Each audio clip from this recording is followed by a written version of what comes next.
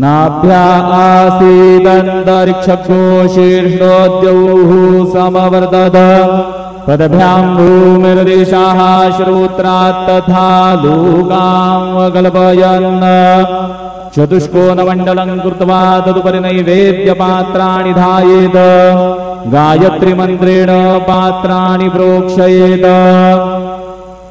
सत्यन्वरदेन परिघ्यञ्जामि धेनुमुद्रयाममृते कृत्य ग्रासमुद्रया ॐ प्राणाय स्वाहा ॐ अपानाय स्वाहा ॐ व्यानाय स्वाहा ॐ उदानाय स्वाहा ॐ समानाय स्वाहा ॐ ब्रह्मणे नमः।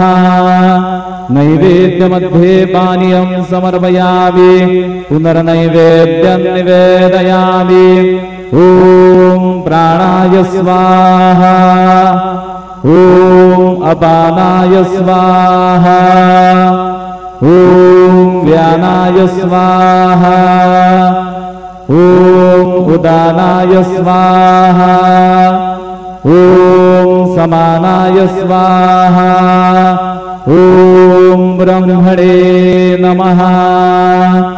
नैवेद्यं समर्पयामि हस्तप्रक्षालनं समर्पयामि मुखप्रक्षालनं समर्पयामि शेषोपचारार्थे प्रार्थनापूर्वक नमस्कारं करोमि।